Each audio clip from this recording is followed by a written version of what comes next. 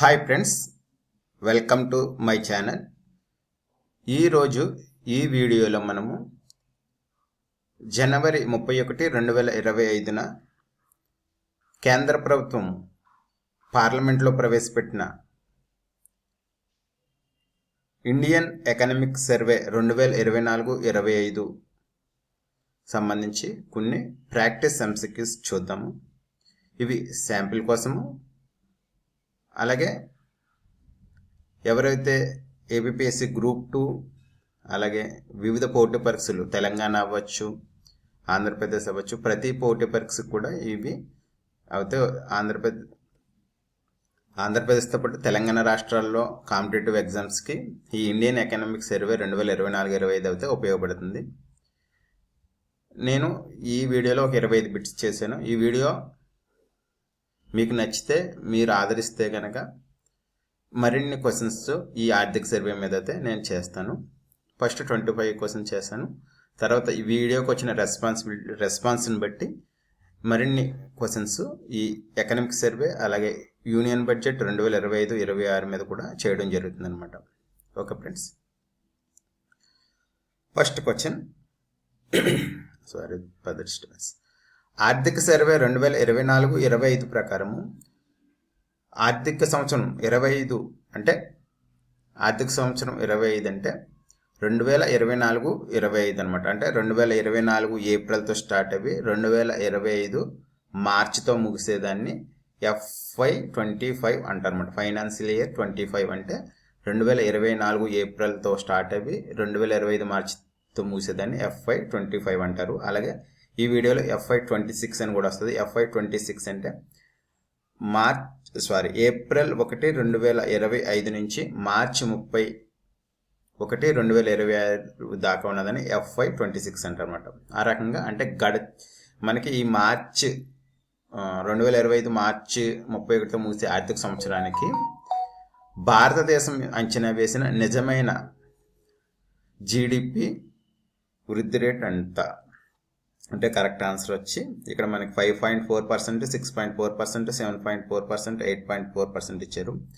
Correct answer వచ్చి 6.4% అనమాట. Option B correct answer. అంటే ఆర్థిక సర్వే 2024-25 2024-25 ఆర్థిక సంవత్సరంలో భారతదేశ నిజమైన జీడిపి వృద్ధి రేటు 6.4% ఉంటుందని అంచనా వేసిందనమాట. Next question.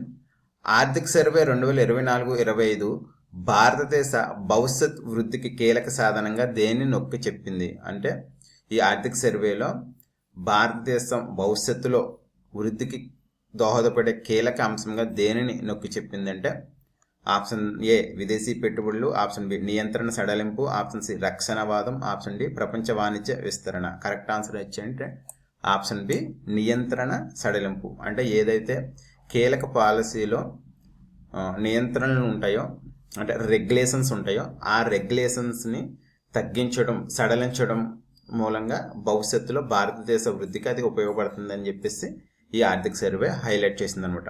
అంటే ఇప్పుడైతే ఏదైతే ప్రతి విషయంలోనే మనకైతే కొన్ని నియంత్రణలు ఉంటాయో ఆ నియంత్రణలను సడలించాలని చెప్పేసి రెగ్యులేషన్స్ని డీరెగ్యులేట్ చేయాలని చెప్పేసి ఈ ఆర్థిక సర్వే హైలైట్ చేయడం జరిగింది. నెక్స్ట్, నేను ఆల్రెడీ చెప్పాను. ఫైనాన్షియల్ 26 FY26 అంటే ఫైనాన్షియల్ ఇయర్ 26 ఆర్థిక సంవత్సరం 2025-26 అనమాట. 2025 ఏప్రిల్ 1 నుంచి స్టార్ట్ అయ్యి 2026 మార్చి 31 మూసేదాన్ని FY26 అంటారు. ఈ FY26 కోసం భారతదేశ జీడిపి వృద్ధి రేటు అంచనా ఏమిటి? ఈ ఎకనామిక్ సర్వే రాబోయే ఆర్థిక సంవత్సరంలో భారతదేశ జీడిపి ఏ విధంగా ఉంటుందని అంచనా వేసిందంటే correct answer option C 6.3% to 6.8% మధ్యలో ఉండొచ్చు అని చెప్పేసి అంచనా వేయడం జరిగిందనమాట. నెక్స్ట్, ఆర్థిక సంవత్సరం 2025లో భారతదేశ వ్యవసాయ వృద్ధికి గణనీయమైన సహకారాన్ని అందించిన రంగం ఏది?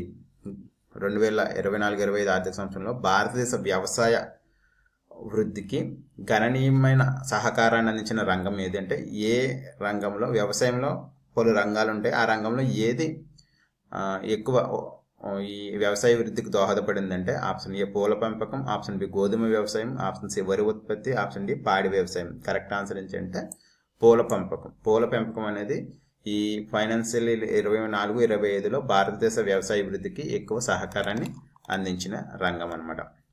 నెక్స్ట్, భారతదేశంలో పెరుగుతున్న ద్రవ్యోల్బణాన్ని పరిష్కరించడానికి ఆర్థిక సర్వే ఏమి సూచించింది అంటే ప్రజెంట్ మనకి ద్రవ్యోల్బణం అనేది ఎక్కువగా పెరుగుతుంది.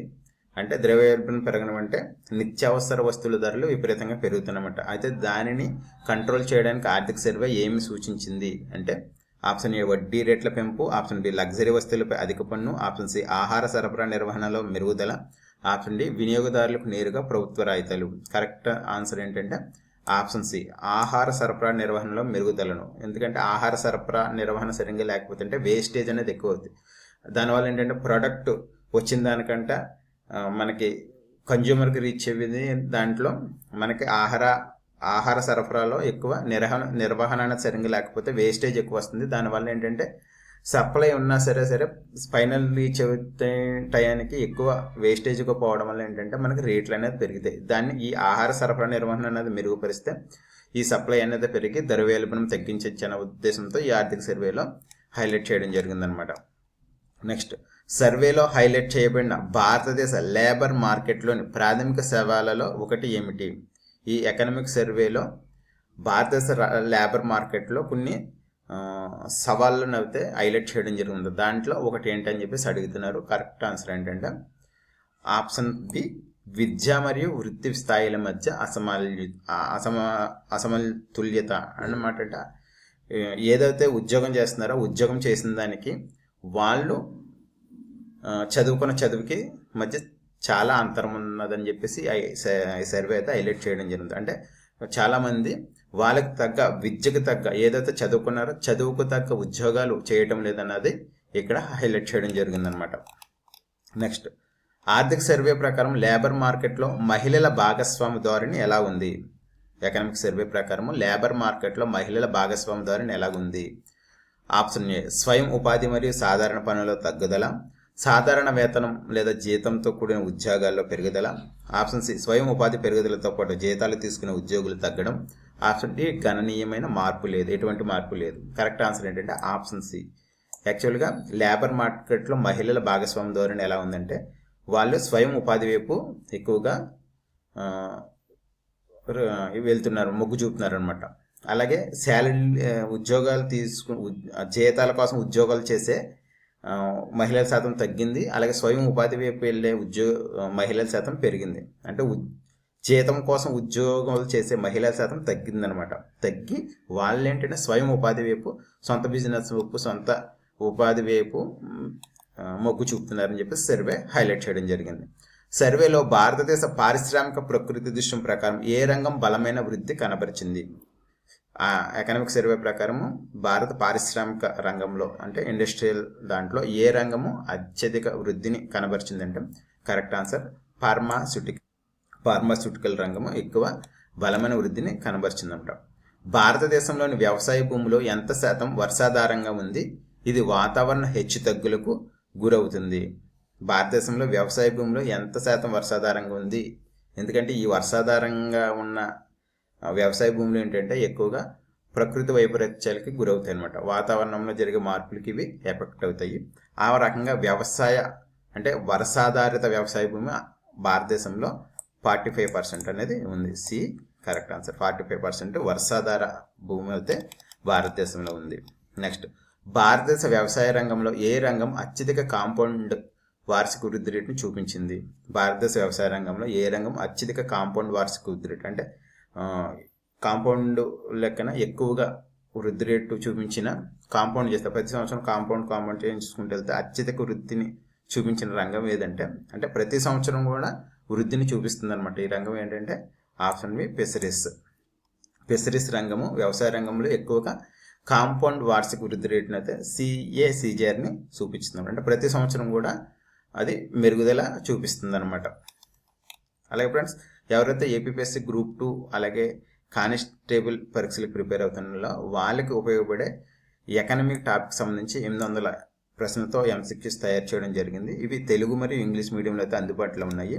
ఈ 800 టాపిక్స్ వచ్చి స్వర్ణాంధ్ర విజన్ డాక్యుమెంట్పై 250 MCQs, అలాగే ఆంధ్రప్రదేశ్ ప్రభుత్వం విడుదల చేసిన శ్వేతపత్రాలపై 100 MCQs, అలాగే ఏపీ సామాజిక ఆర్థిక సర్వే 2023-24, ఏపీ బడ్జెట్ 24-25, అలాగే ఏపీలో ముఖ్యమైన ప్రభుత్వ పథకాలు, అలాగే ఏపీ కరెంట్ అఫైర్స్కి రిలేటెడ్గా 150 MCQs, అలాగే ఏపీలో కొత్తగా వచ్చిన కొత్త పాలసీలపై 100 MCQs, అలాగే త్వరలో రానున్న యూనియన్ బడ్జెట్, అలాగే భారతదేశ ఆర్థిక సర్వేలో 100 MCQs, అలాగే కరెంట్ అఫైర్స్ 2024కు సంబంధించి కరెంట్ ఎకానమీ 100 MCQs, మొత్తం 800 MCQs అయితే PDF తయారు చేయడం జరిగింది. ఎవరైనా ఇంట్రెస్ట్ ఉన్న స్టూడెంట్స్ డిస్క్రిప్షన్లో లింక్ ఇస్తాను, లింక్ క్లిక్ చేసి డౌన్లోడ్ చేసుకోవచ్చు, లేదా వాట్సాప్ ద్వారా ఫోన్పే, గూగుల్ పే కూడా చేసి వాట్సాప్ ద్వారా కూడా పొందవచ్చు అనమాట. ఇవి PDF అనేది సింపుల్గా కాకుండా స్టేట్మెంట్ వైడ్ ఈ రకంగా అయితే PDFలో అయితే క్రియేట్ చేయడం జరిగింది.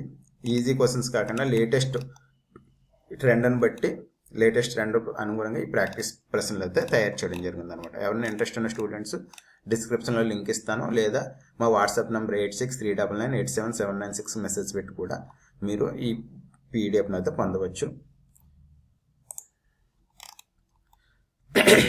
నెక్స్ట్, స్వయం నిర్భర భారత నిధిని ఎంత మొత్తం నిధులతో ప్రారంభించారు? స్వయం నిర్భర భారత నిధిని 50,000 కోట్లతో ప్రారంభించడం జరిగిందనమాట. నెక్స్ట్, ఆర్థిక సర్వే ప్రకారం ప్రధాన రాష్ట్రాల్లో వ్యవసాయ వృద్ధిలో భారతదేశంలో ఏ ప్రాంతం ముందుంది?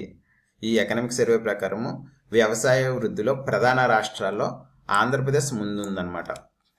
ఆర్థిక సర్వే ఏ ఆర్థిక రంగ చొరవలో ఆధునీకరణ ఆవశ్యకతను నొక్కి చెప్పింది? ఏ ఆర్థిక రంగ చొరవలో ఆధునీకరణ ఆవశ్యకతను నొక్కి చెప్పింది అంటే ఆప్షన్ బి గిఫ్ట్, అంతర్జాతీయ ఆర్థిక సేవల కేంద్రం ఏదైతే గుజరాత్లో ఉందో దానిలో ఇంకా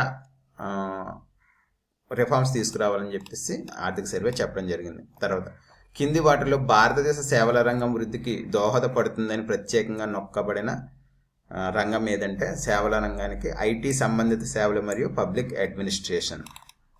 నెక్స్ట్, ఆర్థిక సర్వే 2024-25 ప్రకారం బ్యాంకింగ్ రంగం ఆస్తుల నాణ్యత ఎలా మెరుగుపడింది అంటే 2024-25 సర్వే ప్రకారం బ్యాంకింగ్ రంగంలో NPA నాన్ పెర్ఫార్మింగ్ అసెట్స్ తగ్గుదల నమోదైంది, అలాగే లాభాలు కూడా పెరిగాయి అన్నమాట. నెక్స్ట్, ఆర్థిక సర్వేలో చర్చించినట్లుగా ప్రపంచ వాణిజ్యంపై భారతదేశ వైఖరి ఏమిటి? కరెక్ట్ ఆన్సర్ ఏంటంటే ప్రపంచ వాణిజ్యం మందగించడం వల్ల దేశీయ వృద్ధి చోదకాలపై దృష్టి పెట్టడం. ఏదంటే ప్రపంచ వాణిజ్యం మందగించిందో దానివల్ల ఏంటంటే ఎగుమతులు అనేవి తగ్గుతాయి. దానివల్ల ఏంటంటే దేశీయంగా మనకు అవకాశం ఉన్న చోట మనము దృష్టి పెట్టాలని చెప్పేసి ఈ సర్వే హైలైట్ చేయడం జరిగింది. ఆర్థిక సర్వే ప్రకారం FY25లో భారతదేశ GDPకి వ్యవసాయ రంగం యొక్క అంచనా సహకారం ఎంతంటే కరెక్ట్ ఆన్సర్ 11.7% అనమాట. 2024-25 భారతదేశ GDPకి వ్యవసాయ రంగము 11.7% సహకారం అందిస్తుంది అనమాట. నెక్స్ట్, ఆర్థిక సర్వే 2024-25 ప్రకారం భారతదేశపు విదేశీ ప్రత్యక్ష పెట్టుబడిలో ఏ రంగం అత్యధిక గణనీయమైన పెరుగుదలను చూపించింది? కరెక్ట్ ఆన్సర్ తయారీ రంగం. నెక్స్ట్, భారతదేశంలో వ్యవసాయ వృద్ధిని పెంపొందించే సాధనంగా ఆర్థిక సర్వేలో కింది వాటిలో ఏవి హైలైట్ చేయబడ్డాయి? వ్యవసాయ వృద్ధిని పెంపొందించడానికి ముఖ్యంగా నీటి పారుదల మౌలిక సదుపాయాలపై పెట్టుబడి పెట్టాలని చెప్పేసి సర్వే అయితే హైలైట్ చేయడం జరిగిందనమాట. నెక్స్ట్, సుస్థిర వృద్ధిని సాధించడం కోసం భారతదేశ విద్యుత్ రంగంలో ఏ విధాన మార్పును ఆర్థిక సర్వే సిఫార్సు చేసిందంటే పునరుత్పాదక మరియు సాంప్రదాయ ఇంధన వనరుల మధ్య సమతుల్యం పాటించాలని చెప్పేసి ఈ సర్వే హైలైట్ చేయడం జరిగింది. ఎకనామిక్ సర్వే ప్రకారం సరిగ్గా నిర్వహించకపోతే ఏ ఆర్థిక అంశం భారతదేశ వృద్ధికి అడ్డంకిగా ఉంటుంది? భారతదేశ వృద్ధికి అడ్డంకిగా ఉండే అంశం ఏంటంటే కీలక వస్తువులలో ద్రవ్యోల్బణ ఒత్తిడి, అంటే కీలక వస్తువుల్లో ధరలు హెచ్చుదల అనేది భారతదేశానికి వృద్ధికి అడ్డంకిగా మారే అవకాశం ఉందని సర్వే హైలైట్ చేయడం జరిగింది. ఆర్థిక సర్వే 2024-25లో చర్చించినట్లుగా ప్రభుత్వ విధానాల కారణంగా ఏ రంగం అత్యధిక వృద్ధిని సాధిస్తుందని అంచనా వేయబడిందంటే ఎలక్ట్రానిక్స్ తయారీ. అంటే భారతదేశం తీసుకున్న కొన్ని పాలసీల వల్ల భారతదేశంలో ఎలక్ట్రానిక్స్ తయారీ అనే రంగం అత్యధికంగా వృద్ధిని సాధిస్తుందని సర్వే హైలైట్ చేసింది అనమాట. ఆర్థిక సర్వే ప్రకారం 2030 నాటికి పునరుత్పాదక ఇంధన సామర్థ్యం కోసం భారతదేశం యొక్క లక్ష్యం ఏంటంటే 500 గిగావాట్స్. నెక్స్ట్, భారతదేశ ఎగుమతి రంగానికి సంభావ్యంగా లాభదాయకంగా ఉన్న కింది అంతర్జాతీయ వాణిజ్య ఒప్పందాలలో ఏది ఆర్థిక సర్వే హైలైట్ చేసిందంటే ప్రాంతీయ సమగ్ర ఆర్థిక భాగస్వామ్యం. నెక్స్ట్, డిసెంబర్ 2020 నాటికి భారతదేశం యొక్క ఫారెక్స్ నిల్వలు ఎంతంటే బి $640 బిలియన్. సారీ ఫ్రెండ్స్, టైం అయిపోయింది.